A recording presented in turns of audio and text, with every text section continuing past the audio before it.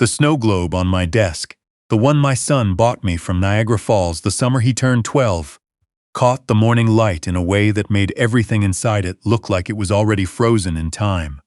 I'd been staring at it for 20 minutes when my phone buzzed. I almost didn't check it. I was 63 years old, retired from 38 years running a plumbing supply company in Sudbury.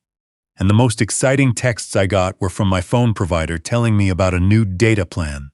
But something made me look. Don't go to the graduation dinner tonight. Leave town. I'm serious. No name. No number I recognized. Just those two sentences sitting there like a stone dropped in still water.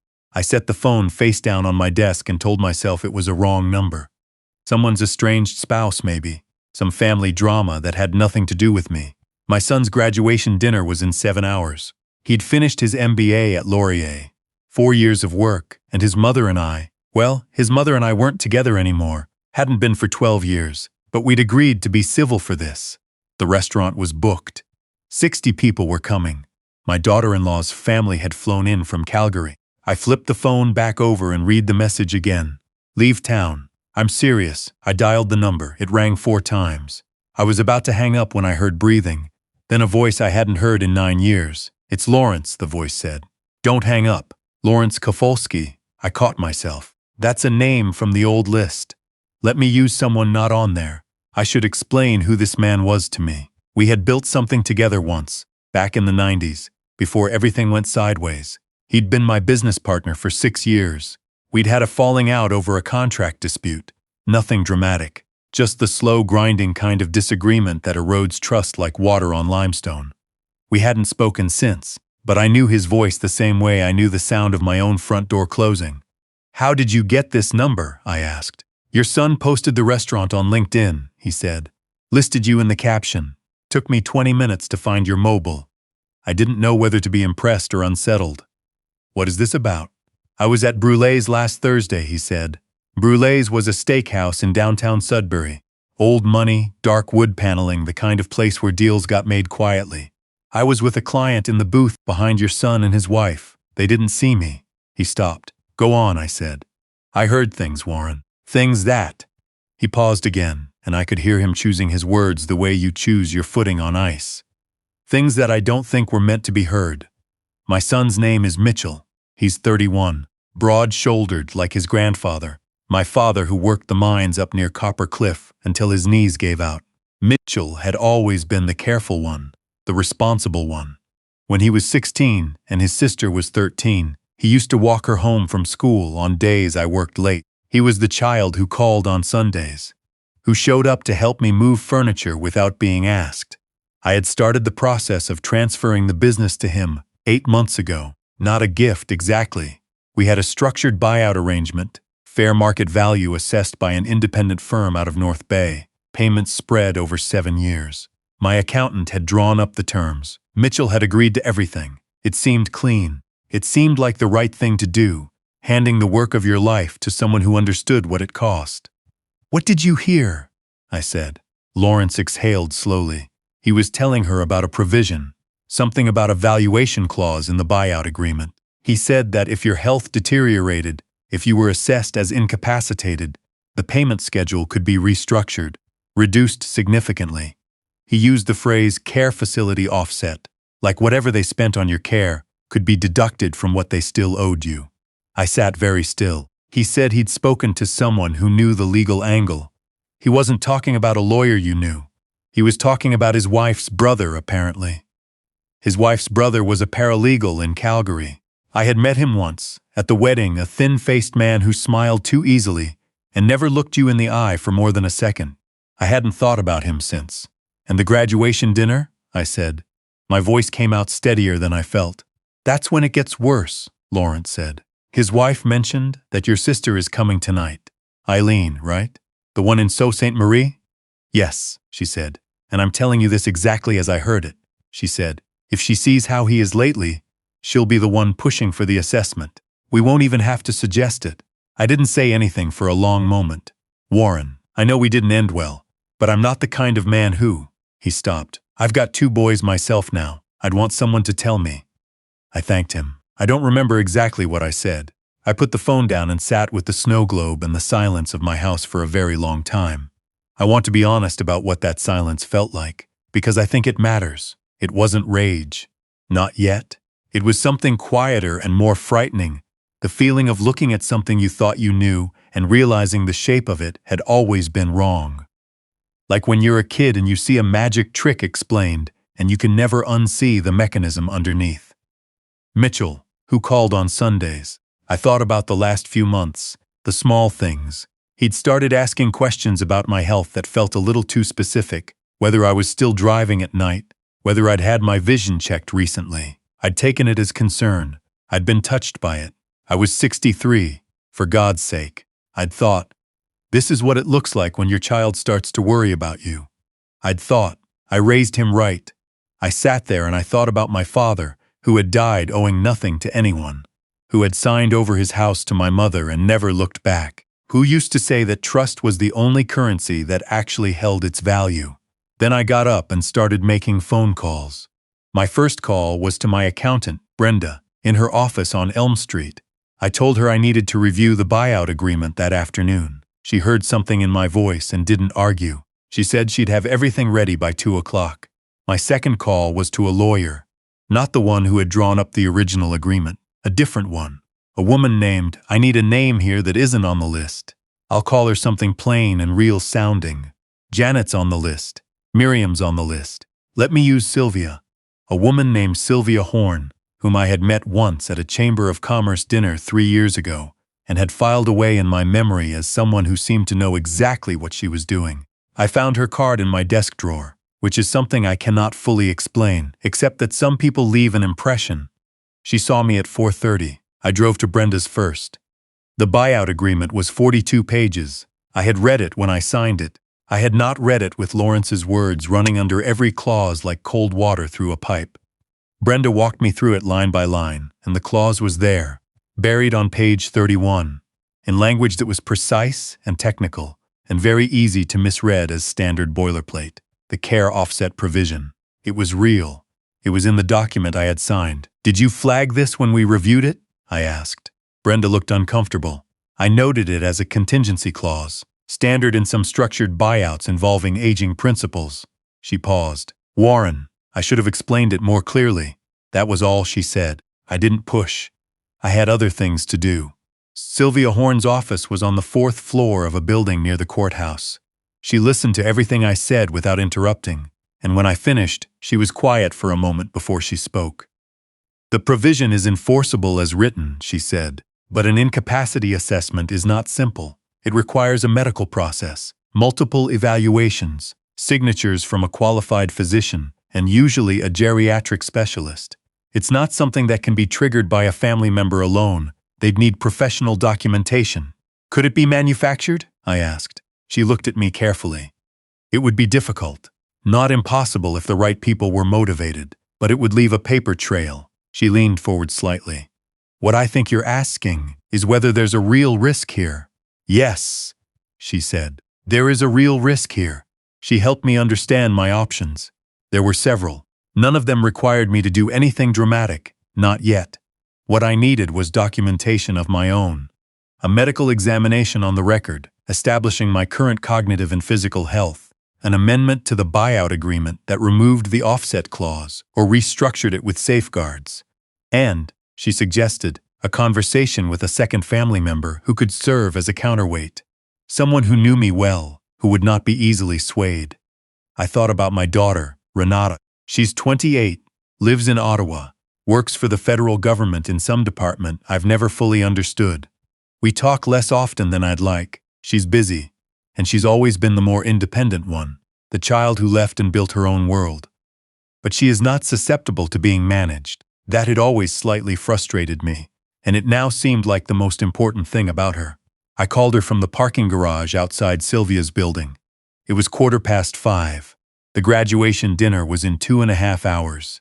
She answered on the second ring. Dad, what's wrong? I told her everything. Standing in a concrete parking garage in Sudbury in late November, with the temperature dropping and my breath making small clouds in the air, I told my daughter what I had heard and what I had found and what I had decided. She listened the way she always listened, very still, very focused, and when I was done, she said, "What do you need me to do?" "Come to the dinner," I said. "Don't tell anyone I called. Just come." She booked a flight from Ottawa to Sudbury on the spot. It was a connecting flight through Toronto. It was going to cost her $400 on short notice. She didn't mention it. I went home and I got dressed. This is the part people always ask about. What did it feel like, walking into that restaurant knowing what I knew? And the honest answer is that it felt like nothing I can neatly name. There was grief in it. There was anger. But the anger had been processed into something cooler and more manageable over the past few hours. The way metal is tempered. You heat it, then you control the cooling. And what comes out is harder than what you started with. There was also, and I'm not proud to admit this, a kind of performance settling over me. I had decided to behave exactly as I normally would. Not a trace of anything different. The restaurant was a private room at the Copper Table. A place on the edge of town that Mitchell had chosen because his wife's family expected a certain level of occasion. Warm lighting, exposed brick, white tablecloths. 60 people who loved my son, or thought they did, or had flown in from Calgary and assumed that was the same thing. Mitchell saw me come in and cross the room in 5 steps. He hugged me, long and solid, the way he'd always hugged, and I hugged him back and felt the shape of it, all the Sundays, all the furniture moving, all of it. And I kept my face completely still. "Dad, you look great," he said. "New suit," I said. "Treat yourself. That's what I always say." He laughed and handed me a drink and walked me around the room like everything was ordinary, which it almost was. My sister Eileen arrived at 7:15 from Sault Ste. Marie, same as she always arrived everywhere. 15 minutes late, coat still half on, looking around the room like she was assessing structural damage. She spotted me, came over, kissed me on the cheek. "You look thin," she said immediately. "I look exactly the same," I said. "You look thin," she said again, this time to the room in general. I watched Mitchell's wife. I'll call her something that isn't on the list. Teresa? That's not on the list.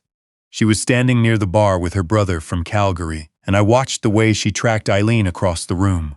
Subtle. The kind of watching that isn't watching if you're not looking for it. Her brother leaned toward her and said something quietly. She nodded. I'd placed my phone in my breast pocket, face out, recording. This is the thing that people find uncomfortable when I tell this story. I'm not a dramatic person. I'm a man who spent nearly 4 decades making sure the right pipes went to the right job sites. I didn't install a nanny cam or hire a private investigator.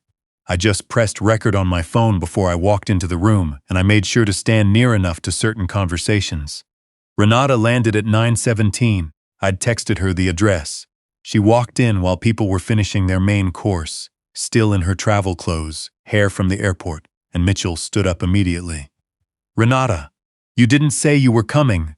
"Surprise," she said, and smiled at him, and she was a better actor than I ever gave her credit for. She sat beside me. Under the table, she put her hand on mine for a second. Just a second, and then we both picked up our forks and ate our food and talked to Eileen about the drive from Sault Ste. Marie. And I felt for the first time in 12 hours that I was not entirely alone. The speeches started at 9:45. Mitchell's father-in-law gave one. Mitchell's old friend from Laurier gave one. Mitchell himself gave one. Warm, funny. He thanked everyone by name. He thanked me last. Standing up there with his MBA and his expensive watch and his wife's hand in his, he said, "And my dad who built something real and is trusting me to carry it forward, there's no greater gift than that. I won't let you down." The room applauded. Eileen dabbed her eye. Renata's expression didn't flicker. I stood up. That wasn't planned. I felt it happen before I decided to do it. I tapped my glass and the room went quiet. "I want to say something," I said. "I wasn't going to make a speech tonight, but Mitchell mentioned trust, and I think trust deserves a proper conversation." I looked at my son. He was smiling, waiting. 8 months ago, I started transferring my business to my son, I said. My accountant drew up the terms. We shook hands. I was proud of that moment. I still am, in a way. I paused. Last week, I had the agreement reviewed by a second lawyer, a very thorough woman, and I learned something about a provision in that agreement that I hadn't fully understood when I signed it. A clause that would allow the payments I'm owed to be reduced significantly if I were assessed as, what was the phrase, cognitively impaired. The room was very quiet. I also had a full medical evaluation this afternoon, I said. My physician, who has known me for 17 years, has documented that I am in excellent health, cognitively and physically. That documentation is now with my lawyer. I looked at the table where Mitchell's wife was sitting. Her brother had stopped moving. I've also spoken to a second accountant, who will be joining the oversight of the buyout going forward. And I've amended my will, which now distributes the assets of the business equally between my two children. Renata looked at her plate. I love my son, I said. I believe that somewhere in there he loves me. But love and business are different animals. And tonight I think it's important that everyone in this room understands that I know the difference. I raised my glass to Mitchell and to doing things properly. I sat down. The room began slowly and uncertainly to applaud. Eileen was staring at me. Renata still hadn't looked up. Mitchell was standing at the front of the room with an expression on his face that I can't fully describe. It was the look of a man who has just understood that the ground he was standing on was not what he thought. His wife's brother excused himself from the table.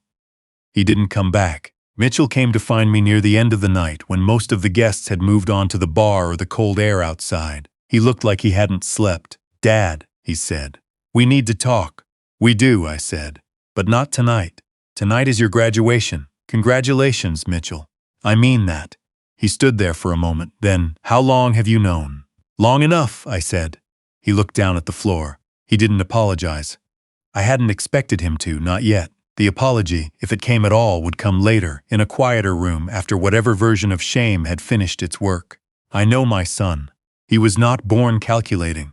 He had been shaped into something calculating by small increments, by a marriage that prioritized a certain kind of security, by the specific blindness that comes from believing someone who tells you your father is fading. I don't know if that understanding changes what happened, but it's the truth as I know it. I drove Renata to her hotel afterward. It was almost midnight, and Sudbury in November is a quiet, particular kind of darkness, the kind that comes from a sky with no light pollution and a landscape that has been through harder things than this. Are you okay? She asked. No, I said. Not tonight. She nodded. She didn't try to fix it, which is why I trust her. The business, she said. What actually happens now? Sylvia is drawing up a new agreement, I said. New terms, new oversight, new clause structure. Mitchell can still buy it if he wants to.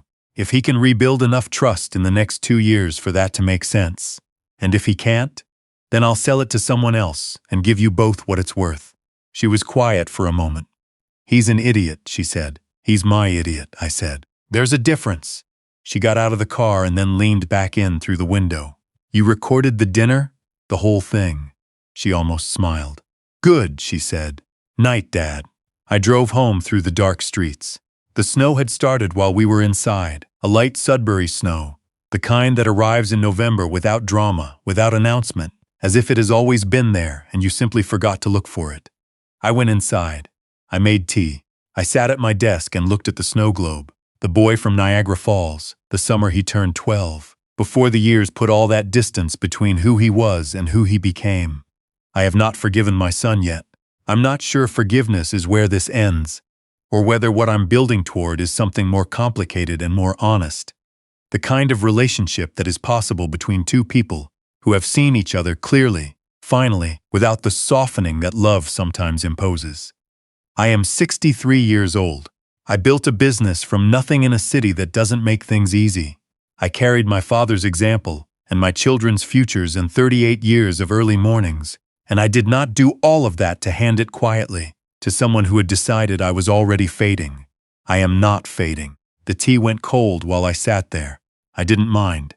Outside, the snow kept coming down over Sudbury, patient and indifferent, covering everything equally, the things worth keeping and the things that needed to be let go. And I sat with the difference for a long, quiet time until I finally knew which was which.